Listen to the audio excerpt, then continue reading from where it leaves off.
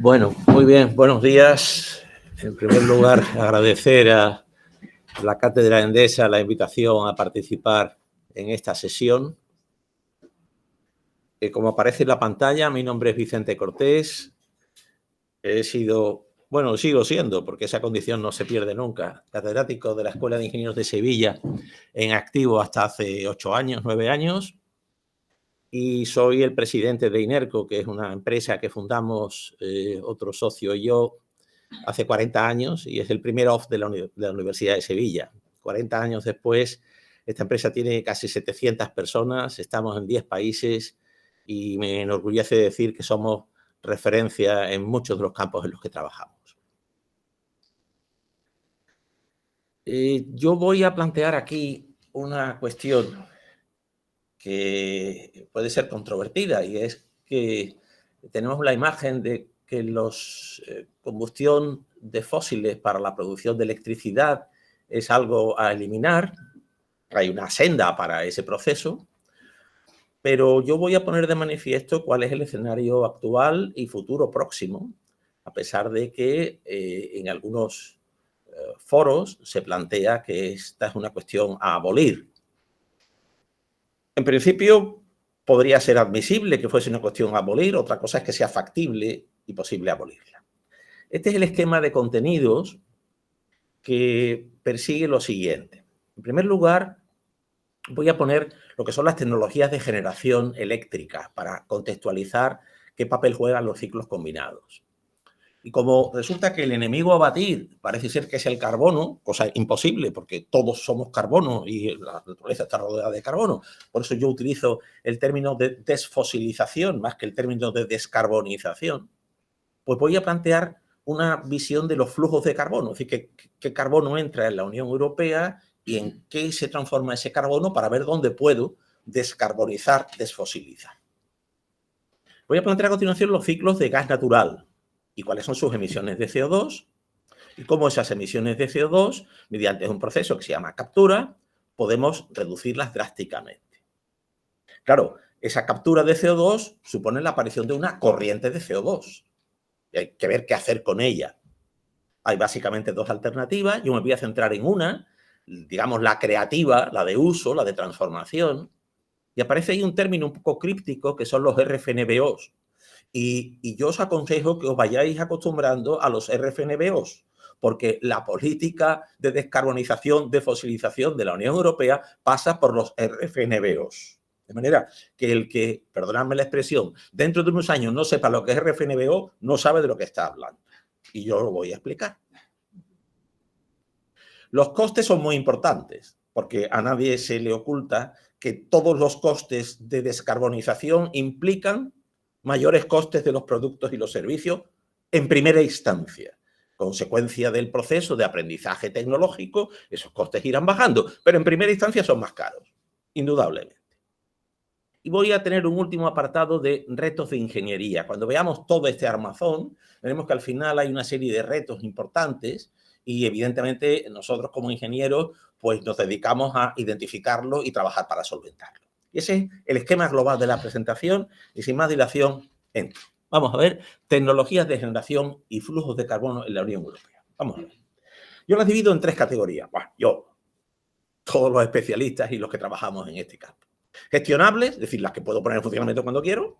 Las parcialmente gestionables, que son aquellas que si tengo el recurso, puedo. Por ejemplo, la hidráulica, si tengo agua es gestionable, pero si no tengo agua no es gestionable. La biomasa, por supuesto, la termosolar, porque tengo capacidad de almacenamiento térmico en sales, con lo cual si mi capacidad de almacenamiento me da para un cierto número de horas, cuando no hay sol, puedo seguir vertiendo electricidad en la red, pero ya no hay sol. Y las no gestionables, que dependen del sol y del viento. De manera que ese conjunto, pues tiene, fijaos, un sol a cada uno de los lados de los dibujitos, para indicar que al final y a la postre todo viene del sol, en tiempos pretéritos o en tiempos actuales. Hay un asterisco que indica que la nuclear no, pero en cualquier caso todo viene del sol, o vino del sol. Estos son datos, los más recientes que hay, que tarda un tiempecito, de la Unión Europea. La electricidad a partir de fósiles, en la media de la Unión Europea está en el 36, ahí están los diferentes países, y el punto verde indica España. España tiene un porcentaje de fósiles ligeramente menor de la media. Cuando le sumo fósiles y nuclear, es decir, gestionables, estamos en el aproximadamente 61%. Es decir, casi 2/3 partes en la Unión Europea es gestionable, es fósiles y nuclear. Queda una trayectoria todavía para que mayoritariamente sean renovables. El punto de nuevo de España marca un cierto, digamos, nivel inferior a la media de la Unión Europea. Y lógicamente ahora me quedan las renovables. La media de las renovables en la Unión es 38. En España estamos ligeramente por encima, estamos casi en el 50%. Lo que ocurre es que ahí, y no voy a entrar en la diferenciación de colores, están mezcladas las gestionables y las no gestionables. Y recuerdo que la eólica y la fotovoltaica no lo son. Con lo cual necesito tecnologías que me puedan proporcionar electricidad cuando ese recurso, que es en principio el que debo de aspirar a utilizar, no está disponible. Esa es la foto de dónde viene la electricidad en la Unión Europea, que resumidamente aparece aquí. Es decir, en la Unión Europea el 61%, lo decía antes, era gestionable, el 19% parcialmente gestionable, es decir, tenemos aproximadamente un 80%, y un no gestionable del 19%. En España el no gestionable es el 31%, lo cual indica, entre comillas, una cierta necesidad de soporte, puesto que la fracción no gestionable es notablemente superior a la de la media de la Unión Europea. Esa es la foto de la generación eléctrica. Ahora vamos a ver el flujo de carbono que entra en la Unión Europea.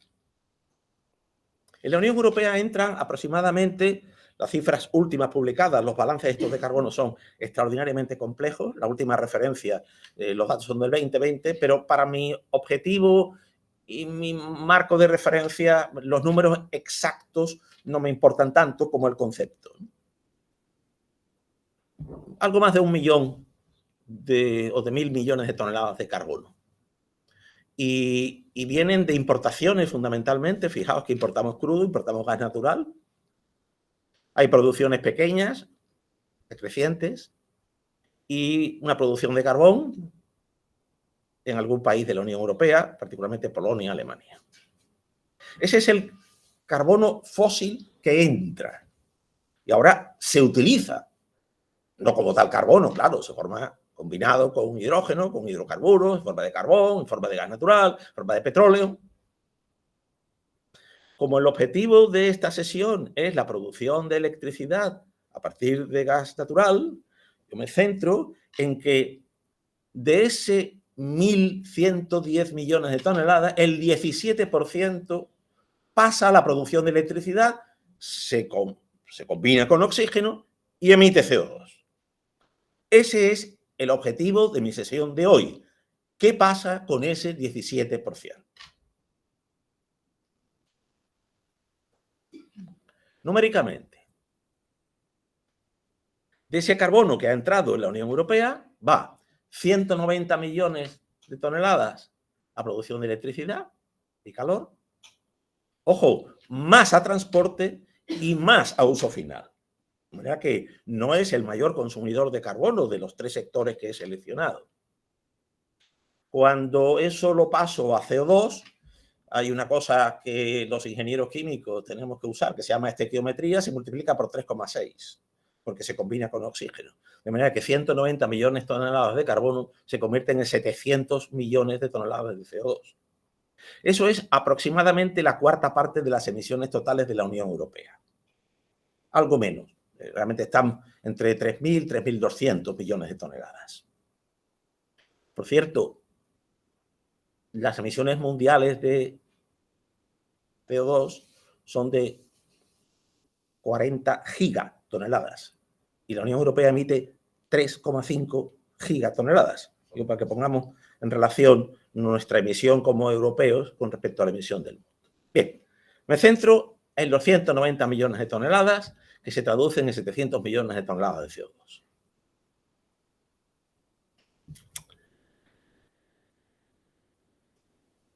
Esa es la industria de productos químicos y de combustibles hoy. Es decir, gas natural, gases licuables del petróleo, naftas, productos intermedios y de ahí toda una miriada de neumáticos, adhesivos, polímeros, recubrimientos, fibras.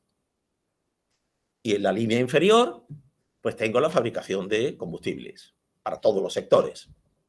Eso es hoy.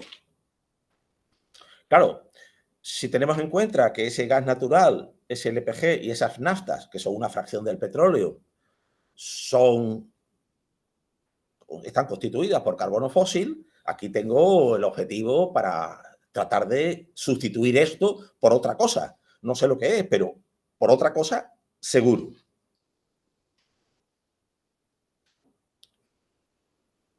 Claro, por un lado tengo una producción de CO2 que va a la atmósfera y por otro lado tengo unos insumos en forma de derivados petrolíferos.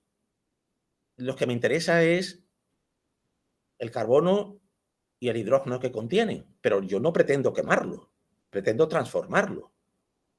Es decir, yo pretendo coger una nafta y fabricar, por ejemplo, pues un polietileno de alta densidad para usos de ingeniería. No estoy hablando de plásticos desechables, estoy hablando de plásticos de los que realmente tienen una vida útil larga y que tienen una funcionalidad más allá de usar y tirar. De manera que ahí tengo que los plásticos necesitan 50 millones de toneladas al año de carbono y los productos orgánicos de base que usamos todos los días sin ser conscientes de ello necesitan 54 millones de toneladas. Es decir,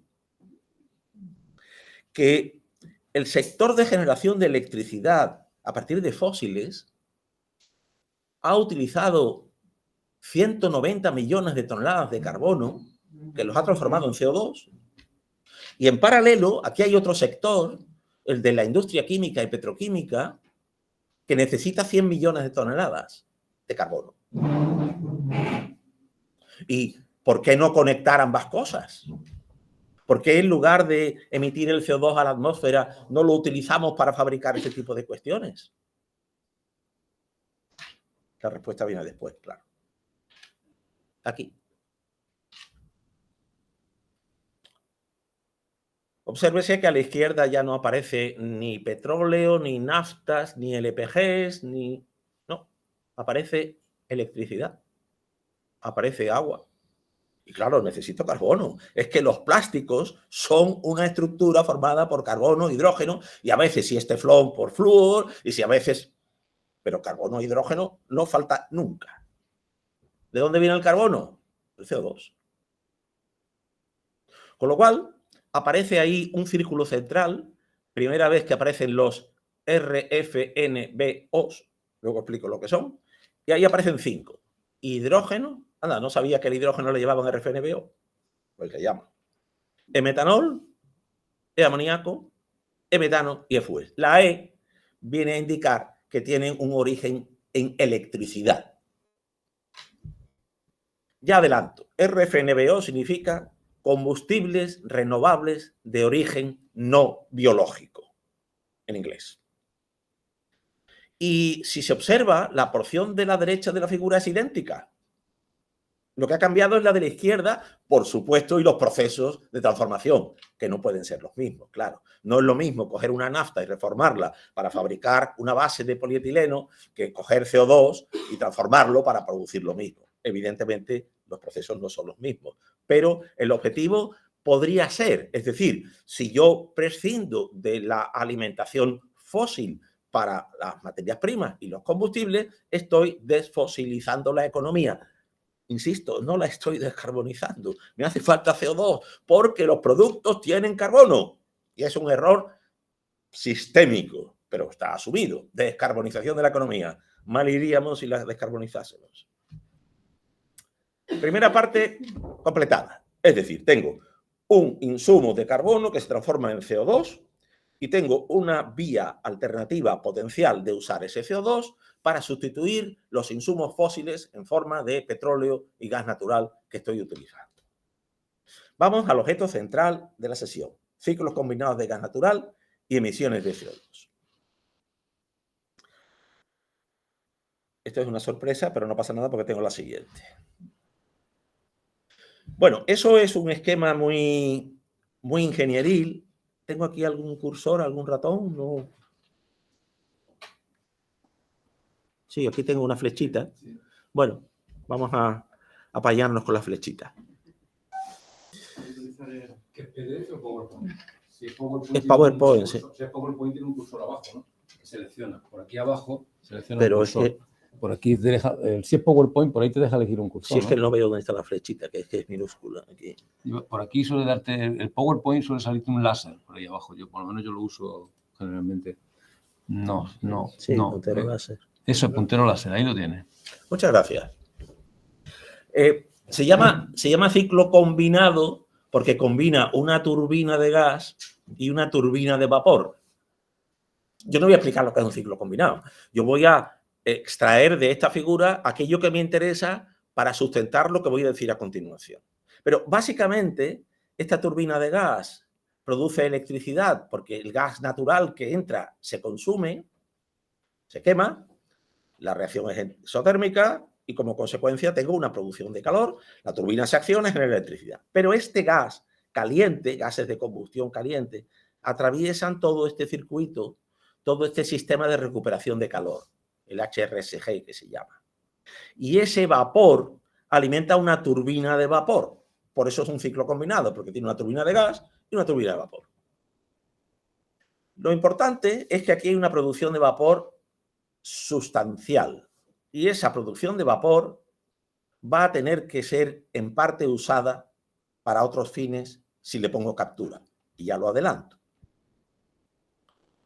El ciclo combinado de gas natural tiene una emisión directa de aproximadamente entre 0,35 y 0,40 toneladas de CO2 por megavatio hora eléctrico. Directa quiere decir que sale por la chimenea como consecuencia de este proceso de transformación de gas natural en electricidad. Claro, si somos rigurosos,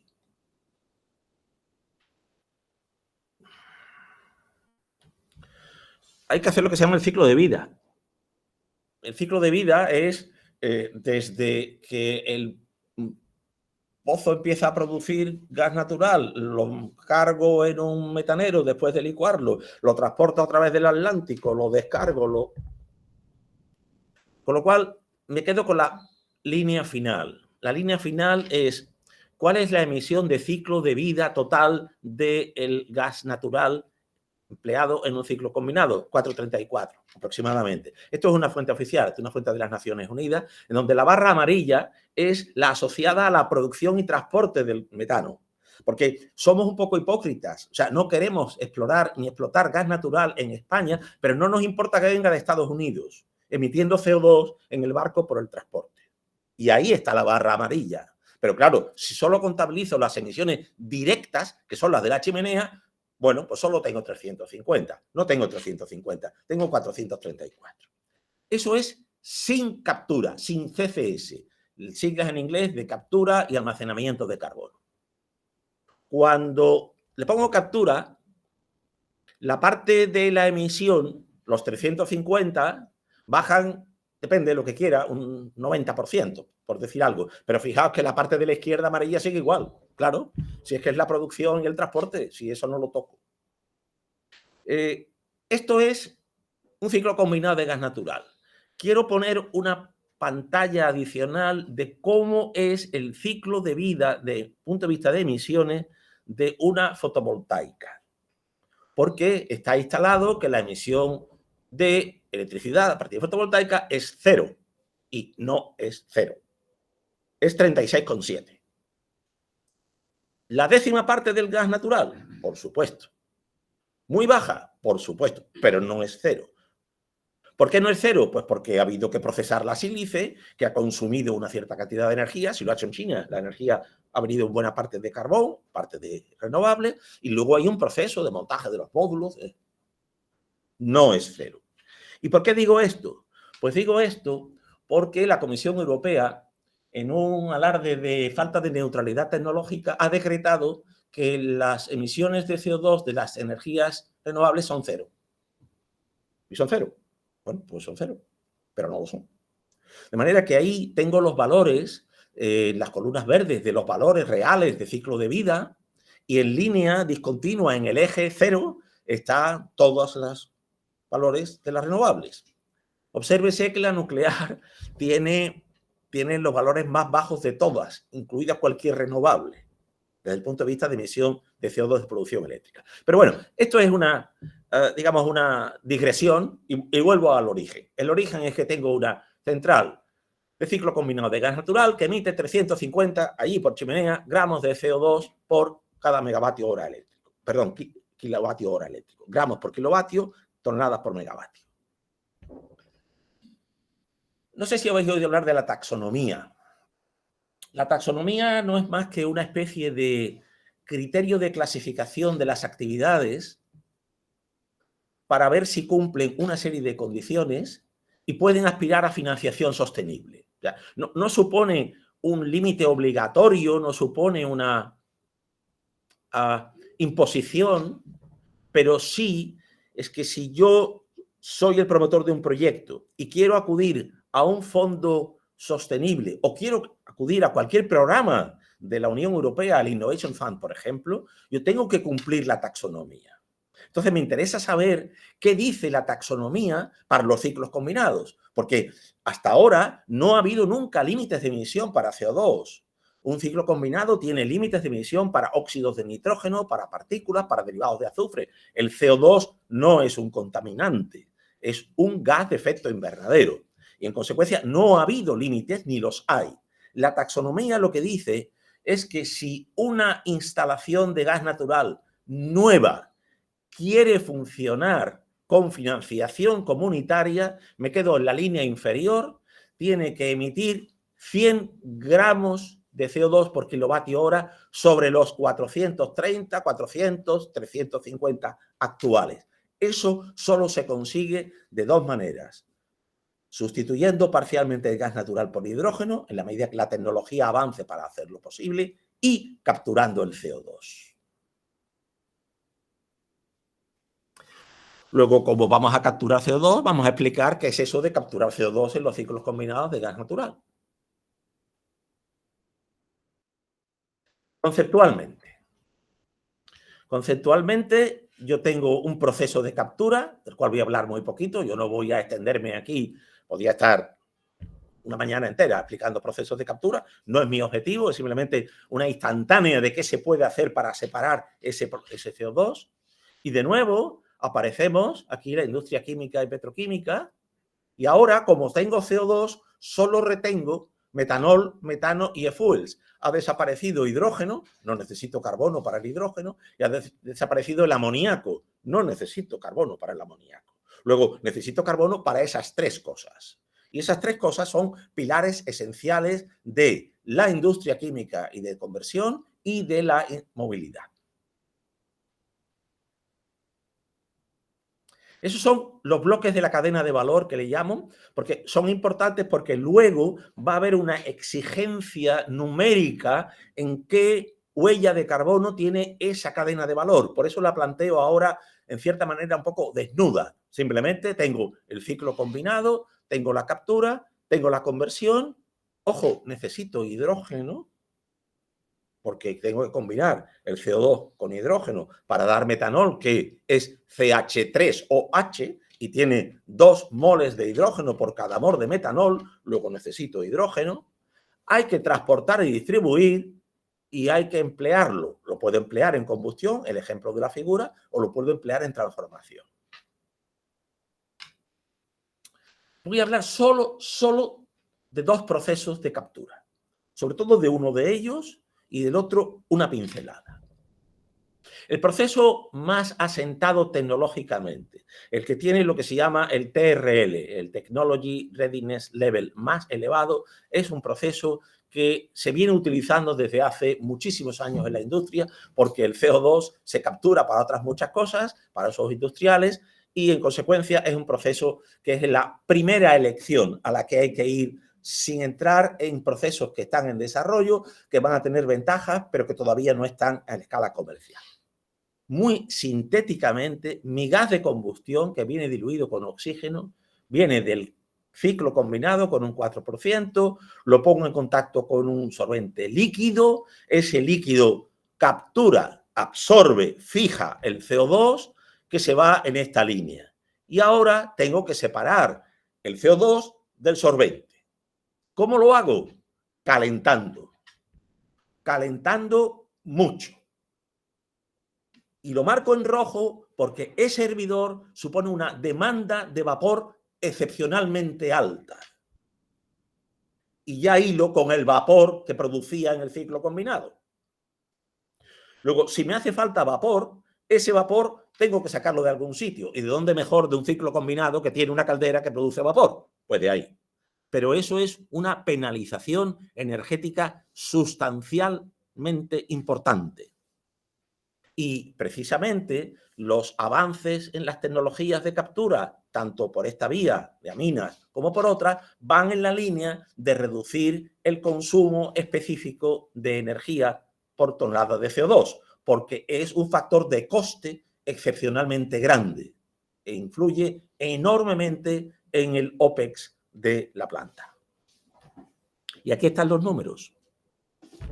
El rendimiento de un ciclo combinado, tipo, hay variaciones, obviamente, según las tecnologías, según las turbinas, puede bajar 7 puntos. Y 7 puntos son 7 puntos menos de electricidad que dejo de vender. Y mi CAPEX, es decir, mi inversión y mi recuperación de inversión, sigue siendo la misma. Y mi OPEX sigue siendo el mismo. Pero mis ingresos son menores. Luego, la electricidad sin CO2 sale más cara que la electricidad con CO2. Evidentemente, podremos entrar y tenéis una sesión sobre economía de la externalización de costes, etcétera, etcétera. Pero desde el punto de vista de yo, operador del ciclo, a mí la electricidad, los megavatios eléctricos que vendo son menos. Eso está claro. Fijaos que la porción de la tarta mayor, que es casi un 4,6%, es la extracción de vapor. Yo tengo que drenar vapor de mi ciclo, no va a la turbina, y como no va a la turbina, pues no produce electricidad para separar el CO2 y sacar una corriente de CO2 concentrada. Es el tributo que tengo que pagar. Bueno, aquí tenemos cómo evoluciona, por un lado, ese consumo energético específico, cuántos son los megajulios de energía que necesito por gramo de CO2, en función del rendimiento. Y aquí tengo la penalización del rendimiento en rojo. Rendimiento quiere decir cuánto del CO2 que entra en la captura separo. Puedo elegir separar el 80%, separar el 90% o separar el 95%. Lo que sé es lo que me cuesta cada uno de esos niveles de separación de CO2. Es importante lo que no capturo, porque lo que no capturo se emite. Y como vamos a ver dentro de un momentito, lo que se emite suma para el criterio del RFNBO.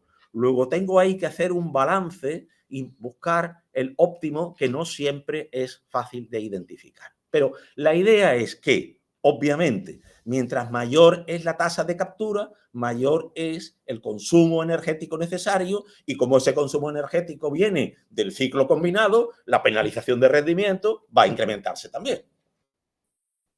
Hay una cosa que no he dicho. Yo puedo estar hablando 1, 2 o 3 horas sin que nadie me pare. Por lo cual, en el momento en el que alguien quiera preguntar algo, levanta la mano y yo detengo, cojo un poco de aire y respondo. ¿De acuerdo? Bueno, y sentado ya no os quiero ni contar, o sea, de pie. Bueno, vamos a ver. La tabla tiene bastantes números, pero voy a tratar de focalizar porque quiero ilustrar muy bien lo que estoy diciendo. Vamos a ver, fijaos. Mi ciclo sin captura y con captura consume el mismo gas natural. Luego, mi insumo, mi OPEX, desde el punto de vista de la materia prima, es la misma. Yo sigo pagando la misma factura. La potencia neta del ciclo de vapor me ha bajado. Porque he drenado vapor para llevarlo a la planta de captura. Claro, si tengo menos vapor, pues la turbina produce menos electricidad, evidentemente. Hombre, qué casualidad, que la potencia neta del ciclo de vapor en megavatios es igual que el vapor que he sacado. Claro, si es que es eso, evidente. Adicionalmente, el CO2 tengo que comprimirlo y necesito unos compresores, y los compresores consumen electricidad. 22,6, y luego tengo las bombas, los sistemas de refrigeración, los sistemas de circulación. Total, que empiezo a sumar, y me encuentro con que la potencia neta global ha bajado 120 megavatios eléctricos sobre 829. Eso quiere decir que el rendimiento de 58 ha bajado a 50. He perdido 8 puntos. Los números no son idénticos, son fuentes distintas, procesos distintos. Simplemente es el concepto. Es que pierdo 7, 8, 9 puntos de rendimiento. Y en consecuencia pierdo 7, 8, 9 puntos de cantidad de electricidad que vendo y que puedo facturar. Tengo aquí un CO2, 90%. Hay un concepto de evitado, capturado, que vamos a dejar para otro momento. Y luego el concepto que es digamos, el baremo de comparación de procesos, es el SPECA. El SPECA es el consumo específico de energía por tonelada de CO2 capturado. El SPECA es el término del sector. 3,84. Todo lo que esté por debajo de 3,84 supone menos potencia demandada y menos resto de rendimiento, menos disminución de electricidad producida. Las emisiones de CO2, ¿vosotros lo veis? Yo no la veo, claro, no lo podéis ver. Es que están tapadas por el dejar de compartir, ocultar. ¿Le doy a ocultar y no pasa nada? Vale. Bueno, ahí está el resultado de tanto, entre comillas, esfuerzo. Yo tenía 351 toneladas por megavatio eléctrico y ahora tengo 39. Bueno, muy bien, 39. Por cierto, 39 son los 37 de la fotovoltaica. Pero bien, de eso lo hablaremos el otro día. Es mentira, porque 39 hay que sumarle la del transporte del metano y el... Pero bueno, estamos en el orden, ¿eh? O sea, que tampoco hay que escandalizarse tanto. Bien, una pincelada de los criogénicos. Perdón. El proceso anterior es el clásico, el de referencia, la primera opción. Pero la primera opción tiene un SPECA de 3,8, 3,9, una barbaridad. Hay proceso criogénico. El desarrollo está en TRL 6.7, pero va a haber una planta pronto en Francia, que tiene una finalidad. Solo me voy a quedar con la columna 4. No voy a entrar en los detalles. Voy a dar el valor. El SPECA que he hablado hace un momento era 3,84. Fijaos el SPECA que dice ahí abajo. 1,8 a 2,5. Ese es el objetivo. El objetivo es reducir el consumo energético. El proceso criogénico lo que hace es comprimir y expandir, comprimir y expandir, comprimir y expandir. Y al final, por enfriamiento, licuo el CO2, como se hace con el aire, desde siempre para fabricar amoníaco. Bueno, es un proceso que no tiene reactivo, que solo necesita electricidad, pero claro, si se aprovecha de esa decisión de la Comisión en que la electricidad renovable es cero, pues la huella de carbono del proceso por consumo energético es cero.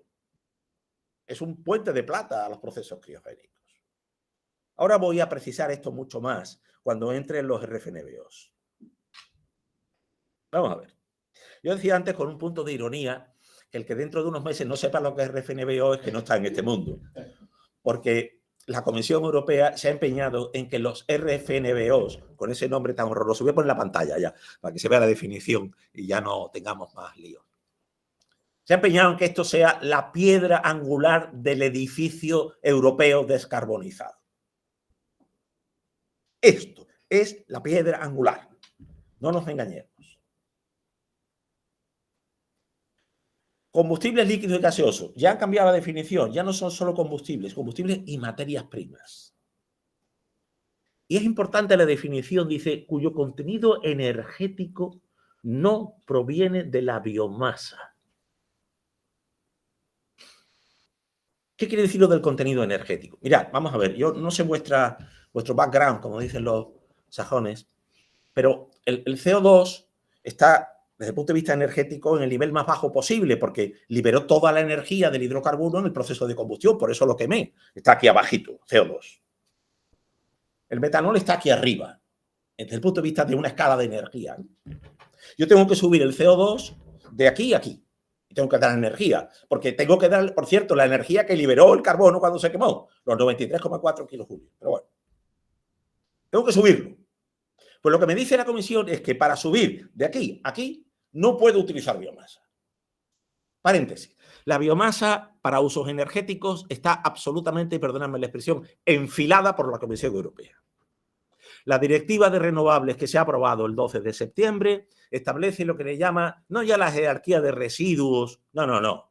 Ha hablado del uso en cascada de la biomasa y ha puesto 6 categorías. Yo no me las sé de memoria. La primera es uso perecedero, la segunda es reutilización, la tercera es reciclado, la cuarta no sé qué. La quinta es usos energéticos. Y la sexta, ¿cuál es? Eliminación. Los usos energéticos de la biomasa están restringidos a biomasa sostenible, obtenida con procesos perfectamente auditados y que no respetan los humedales, enfilada la biomasa para usos energéticos. Bien, pero paradójicamente la definición no dice nada del CO2. ¿Cómo? O sea, ¿es renovable y no dice que el CO2 tiene que ser renovable? No lo dice. Y no solo no lo dice, sino que luego, como me voy a encargar de explicar, permite que el CO2 no sea renovable. Una contradicción. O sea, si es renovable y el CO2 no es renovable, ¿cómo es que es renovable? ¿No? En fin, de estas cosas que son las sutilezas del Brussels Language. Bueno, pues yo puedo coger CO2 de ahí. Ya veremos que hay un horizonte temporal. Yo puedo coger CO2 de mi ciclo combinado de la industria y a partir de ahí biogás, biomasa, aire es los dos primeros renovables y el tercero, voy a buscar una palabra, una ensoñación. Luego si tengo tiempo hablaremos un poquito. Lo que pasa es que voy a una velocidad como para tener tiempo. Voy a acelerar un poquito. He empezado a las 10:07, me parece. Pero bueno. Bien, esos son los RFNBOs. Yo no voy a explicar esto. Yo lo que quiero decir es que, sustentando lo que he dicho hace un instante, en relación con que la Comisión quiere que los RFNBOs sea la piedra angular de la transformación, hay obligaciones para los sectores de utilizar RFNBOs. Y si hay obligaciones para los sectores, aparecerá la demanda. Fijaos, primer bloque, uno de ahí, nada más. Dice 50% en 2030. El hidrógeno que utilice la industria, el 50% tiene que ser RFNBOs. Es decir, que no puede ser hidrógeno fósil, tiene que ser hidrógeno de esta naturaleza. Y el transporte tiene que tener unas emisiones de efecto invernadero de menos 16% en 2030. ¿Cómo? Utilizando RFNBOs. Y el transporte marítimo, que es la gran novedad, el transporte marítimo entra en comercio de derechos de emisión desde el año que viene, entra en comercio de derechos de emisión y tiene que usar RFNBOs. ¿Cuál es el RFNBO que va a usar el transporte marítimo? 2, amoníaco y metanol. Luego, si los barcos van a utilizar amoníaco y metanol, habrá que fabricar amoníaco y metanol. Pero como tiene que ser RFNBO, no vale el amoníaco y metanol como se fabrica actualmente. Claro, no vale con decir que es RFNBO, no, tengo que cumplir un criterio. El criterio es la huella de carbono. La huella de carbono se hace comparando con la referencia. Y esa referencia es, bueno, le llaman el comparador fósil, que es lo que emite la producción de hidrógeno a partir del proceso convencional, que, por cierto, es con el que se produce el 95% del hidrógeno que se consume hoy en el mundo, que es el reformado con vapor de metano. Bueno, eso emite 94 gramos. Y dice la comisión, bueno, vamos a ver, para que sea RFNBO yo tengo que tener 28,2, ha bajado un 70%. Y para que sea hidrógeno renovable, tengo que tener 25 gramos, es decir, bajando un 73,4. Es decir, ¿y por qué 73,4? Es un número tan extrañísimo. Es decir, porque cuando convierto el 25 en otras unidades son 3 kilos. O sea, 3 kilos. Para que salga 3 kilos, le pongo 73,4. Ironías de las disposiciones. Vienen dos pantallas un poquito duras, lo anuncio, pero son esenciales. Aquí tengo de nuevo la cadena de valor. Ya está adornada con información adicional. Vamos a ver. La expresión para calcular ese 28,2, si estoy o no por debajo de 28,2, está aquí. Y tengo que restar el destino actual. Obvio, claro, si yo antes lo emitía y ahora no lo emito, me lo resto. Las emisiones de los inputs elásticos.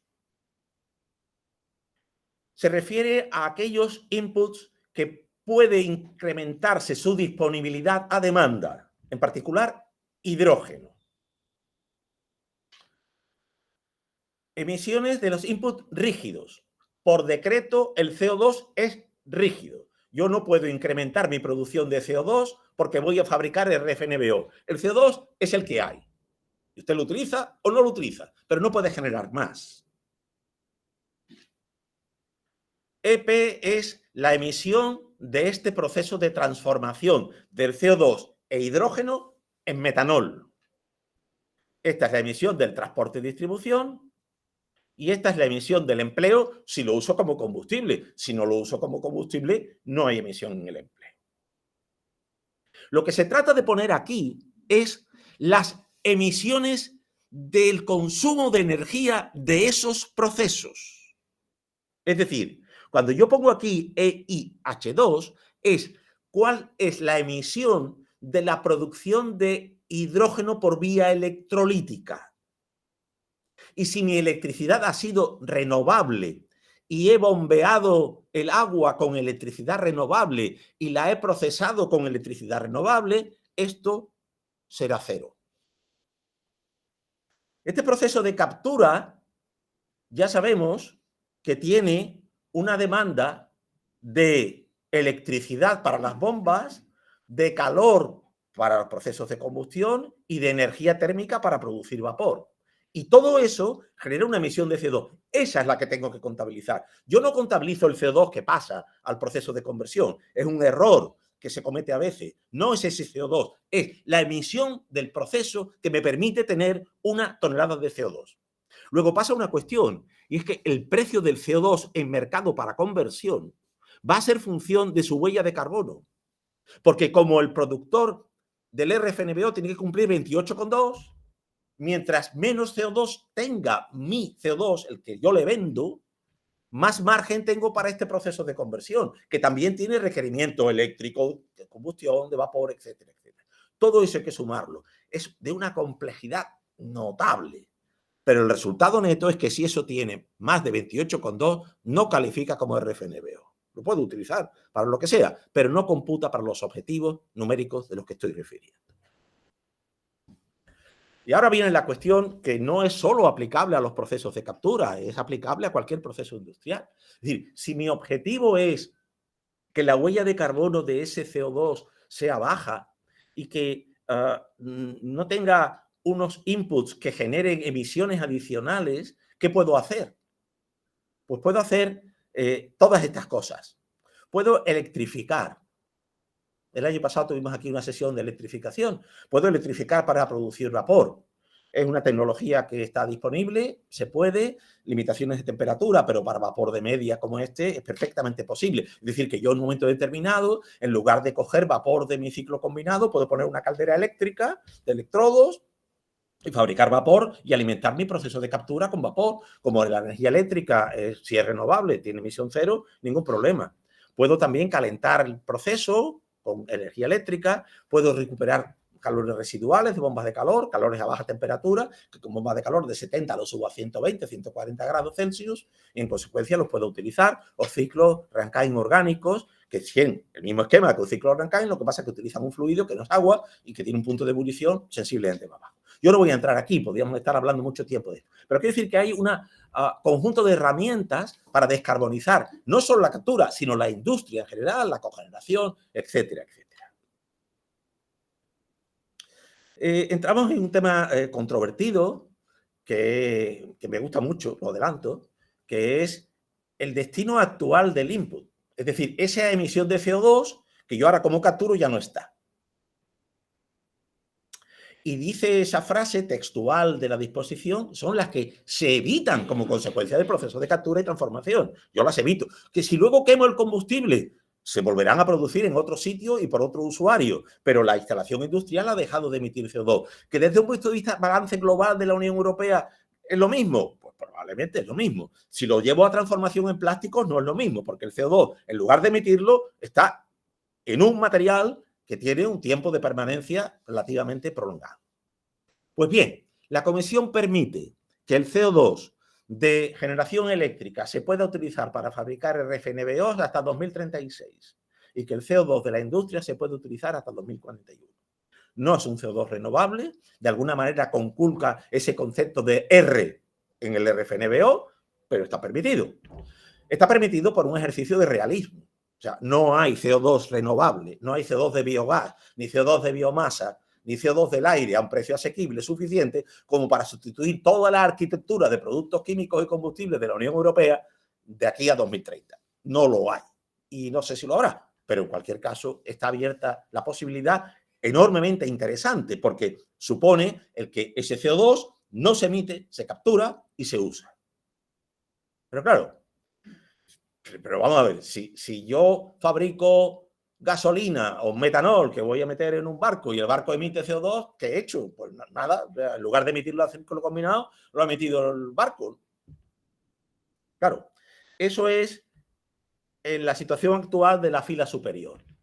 Obsérvese dos procesos disjuntos. Un proceso de fabricación de gasolina, por ejemplo, y un proceso de utilización de la gasolina. El proceso de fabricación de la gasolina, pues tiene unas emisiones upstream, estas que se llaman de alcance 3, o sea, todas las que han tenido cuenta, todos los procesos previos hasta yo tener el gas natural disponible para la transformación de 9,7 y este proceso genera 56,2. Esos son datos oficiales de las disposiciones de la Comisión Europea. Y aquí yo tengo que procesar, extraer el crudo, transportarlo, refinarlo. Bueno, hay 19,9 gramos, más los 73,4. Los dos procesos separados son 56 más 73, más 19 más 9,7, lo que sea, 120, 130. Pero ahora los combino. Línea inferior. Las emisiones upstream son las mismas. Idealmente aquí ya no hay 56,2. Ya sabemos que en la práctica el rendimiento es del 90%, habrá un 10%. Pero para simplificar, idealmente no hay. Luego me acabo de quitar de en medio 56,2. Capturo, convierto. Tengo las emisiones asociadas a este proceso. Y emito. ¿Cuánto emito? 73,4. ¿Qué ha desaparecido? Ha desaparecido los 56,2. Y en la medida en que estas emisiones upstream sean menores por esta vía que por esta, estoy reduciendo. Luego estoy dándole una segunda vida al átomo de carbono que venía con el CO2. Bueno, no es la solución ideal, pero es una solución intermedia, transitoria, que permite que hoy, mañana y pasado no se emita ese CO2 y emita CO2 el coche. El escenario ideal, hipotético, es que el CO2 es biogénico o atmosférico y cerramos un ciclo complejo. De manera que, fijaos, yo tengo aquí una fuente de biogás que es muy importante desde el punto de vista conceptual, porque este biogás tiene un 50-50, número redondo, de metano y de CO2, con lo cual yo puedo separar el CO2 y utilizarlo directamente, y el metano lo puedo quemar en un motor, me da CO2, ya tengo CO2, puedo quemar la biomasa, si me dejan, y tengo CO2, y ese CO2 pues termina emitiéndose. ¿Y a dónde va? A la atmósfera. Si yo soy capaz, en condiciones económicamente aceptables, de separar el CO2 de la atmósfera y reutilizarlo, estoy haciendo este círculo. Claro, el único problema es que en la atmósfera la concentración de CO2 es de 400 partes por millón, 0,04%. Y en el ciclo combinado que hemos visto es el 4. Estamos hablando de 100 veces más. Pero es que la producción de hidrógeno por vía convencional es del 97%. Y por muy lejanos de la tecnología que estemos, evidentemente el trabajo mínimo teórico para separar una cosa que está diluida de una cosa que está concentrada es muchísimo mayor en la diluida. Pero bueno, hay un objetivo ahí de hacer lo que se llama la DAC, la captura directa del aire. Pero este es, digamos, el argumento para sostener que durante un tiempo prudencial se pueda utilizar el CO2 de origen fósil para fabricar RFNBO. Estoy terminando. Los costes, porque claro, esto al final es dinero. Vamos a explicar brevemente esto. La línea roja indica cuál es el precio del derecho de emisión el 15 de octubre. El precio del derecho de emisión quiere decir cuánto tiene que pagar el operador del ciclo combinado por emitir 1 tonelada de CO2. Precio que repercute en el precio de la electricidad. Luego, al final, ¿quién paga el derecho de emisión? Como dice algún periodista y en radio, señora, usted. Bien, esta es la línea roja. Voy a centrarme en la producción de electricidad. Este es el coste medio de captura hoy en la Unión Europea, el que se espera para 2030 y el que se espera para 2050. Hoy es más barato capturar CO2 que pagar el derecho de emisión. Otra cosa es que hago con el CO2, pero es más barato. Estos precios incluyen almacenamiento geológico, que yo es una opción que no estoy considerando aquí para nada, puesto que soy absolutamente pesimista con que veamos almacenamiento geológico de CO2 en España y en su área de influencia. En el norte de Europa lo vamos a ver. Pero en cualquier caso, retengo el argumento. Es más barato capturar CO2 hoy ya que pagar derecho de emisión.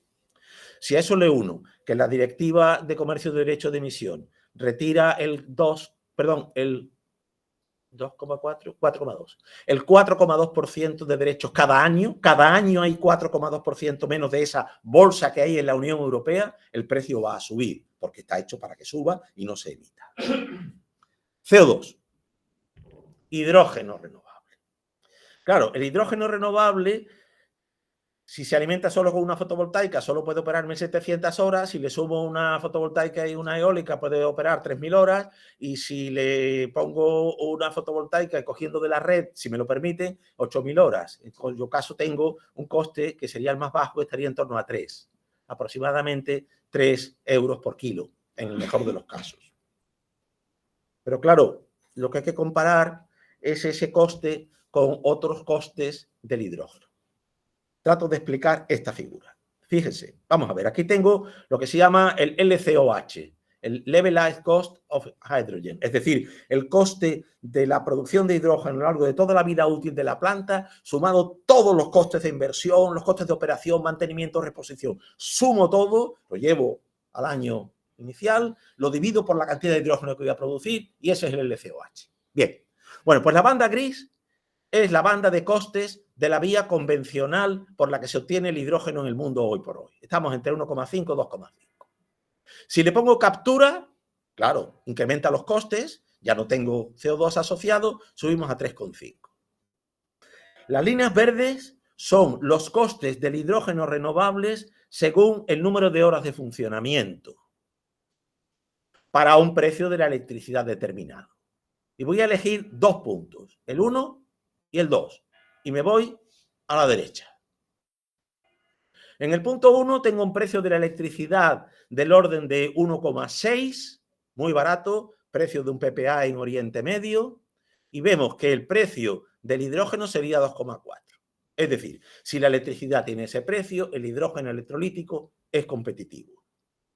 Si el precio va a 4,1, punto 2, el precio se va a 3,5 y empezamos a no ser competitivos. Luego, el factor fundamental, y obsérvese la altura de la columna, del fragmento de la columna, de la porción de la columna, de que viene derivada del consumo de electricidad, que es el factor determinante de del coste de la producción de hidrógeno. Y ahora viene el metanol. CO2, hidrógeno y metanol. Banda inferior. Coste de fabricación de metanol convencional. Por supuesto, a partir de fósil, por reformado de gas natural. 200, por decir un número. Precio, depende de los mercados y la fluctuación, hasta 400. ¿Cuánto vale fabricar un metanol a partir de CO2 renovable de biomasa o del aire? De biomasa entre 800 y 1600, del aire entre 1100 y 2300. Hasta 9 veces más. ¿quién compra este metanol? Nadie. Luego, efectivamente, el esfuerzo está en reducir a esta banda azul clara y azul oscura, no sé cuándo, los precios del metanol, para por lo menos solaparnos con esta cuestión. Con lo cual, hay una curva de aprendizaje, una reducción de costes a recorrer enorme para conseguir que esto sea competitivo. Lo cual, de alguna manera, colisiona con esa velocidad que se quiere imponer al cambio. Y esa velocidad al cambio requiere un proceso de desarrollo tecnológico, recorrer curvas de aprendizaje, mejorar la tecnología, reducir costes, incrementar rendimiento, incrementar durabilidad. Y por eso termino ya con los 3 retos de ingeniería que tengo para esta presentación. La industria en general, si quiere una planta más grande, hace una planta más grande. Si quiero un horno alto del doble de producción, hago un horno alto mucho más grande. Y tengo lo que se llaman economías de escala. No vale lo mismo una planta de fabricación de gasolina de 500 toneladas día que de 1000 toneladas día. No vale por 2, vale multiplicada por un factor elevado a 0,7, 0,8. Pero con el hidrógeno no hay economía de escala que valga. Si quiero más megavatios, más electrolizadores, porque es modular. Por cierto, como la fotovoltaica. No hay economías de escala. Y como no hay economías de escala, no me sale más barato hacer una planta pequeña que una planta grande, porque además la planta grande tiene más complejidad, porque hay lo que se llama el BOP, que está ahí. BOP es el balance de planta, es decir, todo lo que gobierna la planta. Tengo que tener tanto sistemas de valvulería como electrolizadores, sistemas de captación como electrolizadores, sistemas de control de temperatura como electrolizadores, etcétera, etcétera, etcétera. Y lo segundo es el tamaño de las unidades de conversión. Basado en un suministro ilimitado de gas natural, las plantas de metanol, por ejemplo, han ido creciendo en tamaño. Hay plantas de 2.000 toneladas día, 3.000 toneladas día. No hay posibilidad de producir hidrógeno para abastecer una planta de esa naturaleza. Con lo cual, los tecnólogos lo que están haciendo es el downsizing, y lo están haciendo para el metanol y para el amoníaco. Es decir, si usted tiene una planta que solo produce 50 toneladas día de hidrógeno, le voy a vender una planta que solo utilice 50 toneladas día de hidrógeno para fabricar amoníaco. Pero claro, eso tampoco es economía de escala, porque una planta más pequeña necesita los mismos operarios que una planta grande, pero al final los costes son mucho mayores. Luego, primer reto, hacer frente a esta modularidad irresoluble hoy por hoy y al downsizing, que hay mucho trabajo haciéndose en ese sentido. El segundo reto es que la electricidad renovable, que es un requisito impuesto por la Comisión para que el hidrógeno lo sea, es no gestionable y además tiene un número de horas de operación limitado. Con lo cual, los electrolizadores no llevan bien eso de ahora paro, ahora arranco, ahora subo, ahora bajo, ahora cierro, ahora paro. No. La durabilidad de las celdas y de los módulos baja y, en consecuencia, yo tengo que mantener lo más posible una condición estable. Eso me obliga a almacenar electricidad, almacenar hidrógeno, puedo producir más hidrógeno durante el día y utilizarlo durante la noche, que no hay. Pero es que además de que el electrolizador no le gusta este régimen transitorio, es que una planta de metanol es una planta química que tiene proceso catalítico. Un proceso catalítico opera a una temperatura relativamente estable, necesita un tiempo de estabilización y tiene procesos de separación. Los procesos de separación también necesitan su estabilización. Arrancar una planta de metanol puede tardar 24 horas en ponerla en régimen. Claro, yo no puedo parar la planta de metanol a las 7 y arrancarla mañana a las 7 de la mañana. Eso es inviable. Con lo cual tenemos ahí un problema entre la discontinuidad del suministro de la materia prima y la filosofía, la concepción del diseño de las plantas, ¿no? Entonces hay mucho trabajo en ese sentido para ver cómo se pueden hacer plantas más flexibles, que puedan tener un comportamiento dinámico distinto. Es todo un reto. O sea, esto no es decir, ahora el CO2 viene de aquí, el hidrógeno viene de aquí y sigo fabricando metanol como lo fabricaba antes. No es tan sencillo. Esta es muy breve. Simplemente lo que quiero decir es que una planta de tamaño industrial de e-fuels, de combustibles, de 1000 toneladas día, requiere 1 gigavatio eléctrico. 1 gigavatio eléctrico. 1000 megavatios eléctricos. Y necesito 4.000 gigavatios hora para 4.000 horas. Y si tengo una fotovoltaica que me funciona a 1100, pues necesito 4 fotovoltaicas o 3 fotovoltaicas de 1 gigavatio, que es la más grande del mundo. O sea, para una planta de tamaño industrial necesito 3 fotovoltaicas de las más grandes del mundo. El tamaño del reto es descomunal. Descomunal. ¿Que se puede abordar? Por supuesto que se puede abordar y se debe abordar, pero que el reto es enorme, porque eso es necesidades de placas, necesidades de espacio, necesidades de acceso a red, etcétera, etcétera, etcétera. Y el último reto, y me queda la conclusión. Esta es mirando al futuro y me interesa muchísimo. Fijaos. Hoy, ¿cómo usamos el sol? Usamos el sol y pasamos de fotones a electrones. En una planta fotovoltaica, por cierto, estamos ya en la asíntota de rendimiento. El silicio policristalino tiene un rendimiento máximo teórico del 34-35%. Estamos en el 32,6, 32,7. No me hagáis mucho caso en los números, pero estamos en la asíntota. Hay otras tecnologías, capa delgada, thin film, cadmio teluro, pero silicio policristalino ha llegado a la asíntota en rendimiento. Yo no digo en coste de fabricación. Bien, eso es lo que hacemos hoy. Fotones a electrones. Y ahora tengo los electrones. Los uso directamente o los uso en lo que se llama Power to X. Es decir, electrones a moléculas.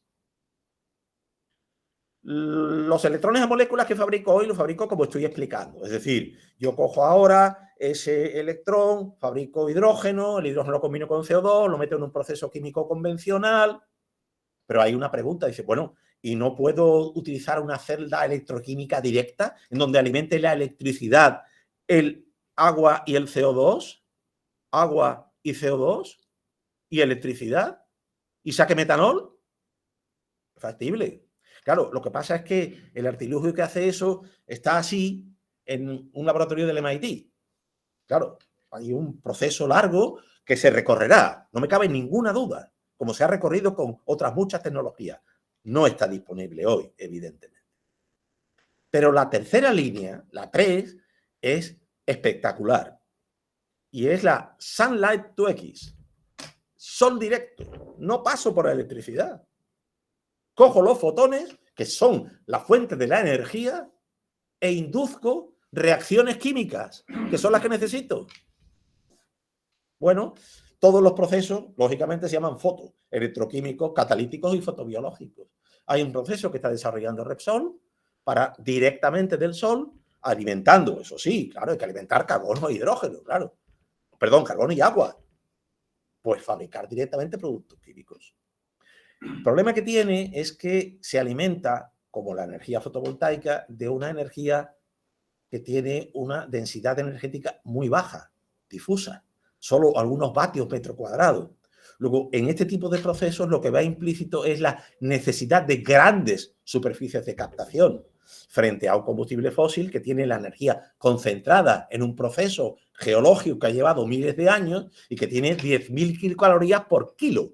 Pero yo tengo algunos vatios por metro cuadrado. Luego, esto es factible, pero requiere otro tipo de necesidades, requiere otro tipo de servidumbres que es preciso conciliar con los usos de la tierra, pongamos por caso, y con los usos del agua, que es algo muy importante, porque nos podemos encontrar con una necesidad de agua que vaya en colisión con otras necesidades de agua de otras actividades económicas y de la población. Y termino.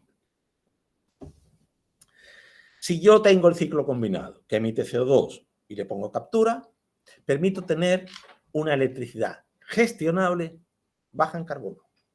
Y además, ese CO2, transitoriamente, puedo utilizarlo para la fabricación de los famosos RFNBOs, materias primas y combustibles.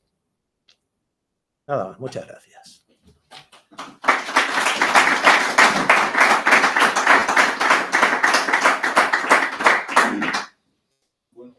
Un poco tarde, bueno, antes que nada... Yo me he pasado 4 minutos, ¿eh? Ya.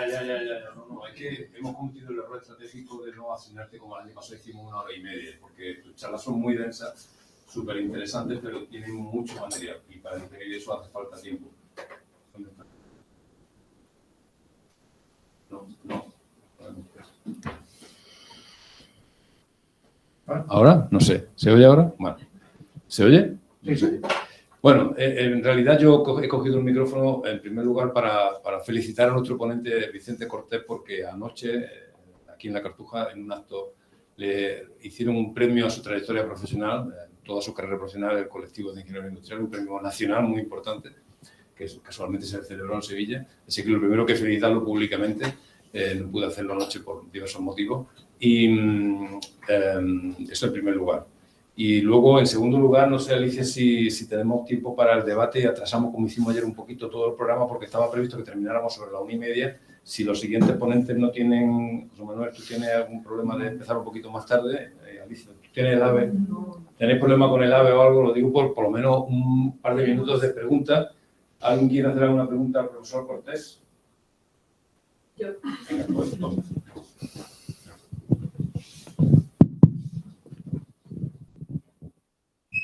Muchas gracias, Vicente. Como cada año, cuando tenemos la suerte de que participes en este curso que organizamos, te sales con la Gracias. temática.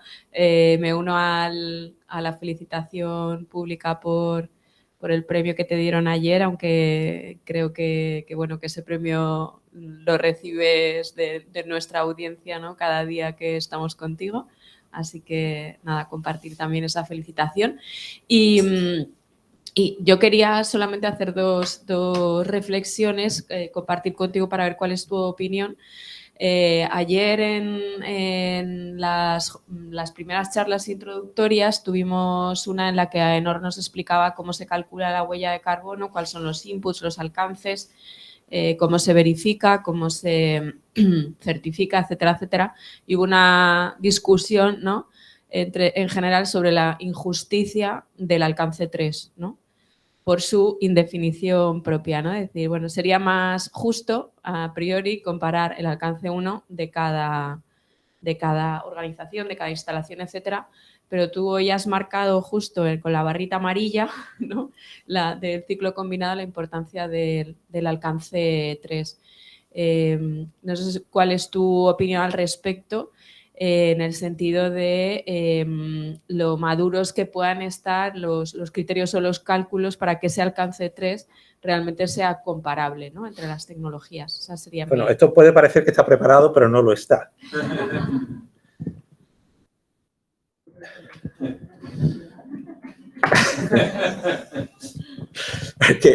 Es un tema que puede salir.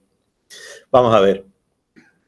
Está ligado, efectivamente, está el alcance 3 upstream y el alcance 3 downstream. Es decir, el alcance 3 antes de que yo procese y el alcance 3 de los productos que yo vendo y del efecto que yo genero en los productos que vendo cuando los usan. Luego está el alcance 1, que es el mío, que es el de la transmisión directa, y el 2, que es de la electricidad que produzco. Pero eso se mezcla con estos conceptos que, lamentablemente, la Comisión Europea no quiere hacer caso. Y son los conceptos, y lo lamento por poner otra pantalla, pero están aquí, lo veis, los alcances 3, 1, 2 y 3, arriba en rojo. Pero están los conceptos del VTT, VTW y TTW, que voy a explicar muy brevemente. Vamos a ver. Si yo empiezo en la producción de crudo y termino en la emisión en el coche, si quiero contabilizar qué ha pasado con ese proceso, tendré que tener en cuenta todas las etapas. Y eso se llama well to wheel, es decir, desde el pozo a la rueda. Y eso es toda la franja verde desde el principio al final. Lo que se está haciendo es decir, no, vamos a ver. Yo me voy a concentrar en el tank to wheel, es decir, desde el tanque a la rueda.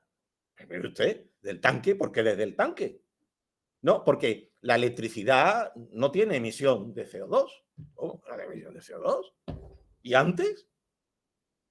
Con lo cual, si yo cojo el tank to wheel y comparo un vehículo eléctrico y un vehículo de combustión, evidentemente, claro, la comparativa es absolutamente desfavorable para el vehículo de combustión, porque el eléctrico Bueno, por cierto, si tenéis coches eléctricos o recargables o lo que sea, cuando lo enchufáis, a lo mejor tenéis un contrato con Repsol, con Iberdrola, que dice que es totalmente renovable, o con Endesa, que es totalmente renovable. Bueno, vale, lo doy por bueno, que es totalmente renovable. Pero, en fin, yo no sé de dónde ha venido la electricidad, ni vosotros tampoco, ¿eh? O sea, cuando cogéis el coche por la mañana. Bien, en cualquier caso, la comparación es desfavorable. Pero, claro, es que estoy dejando el well to tank.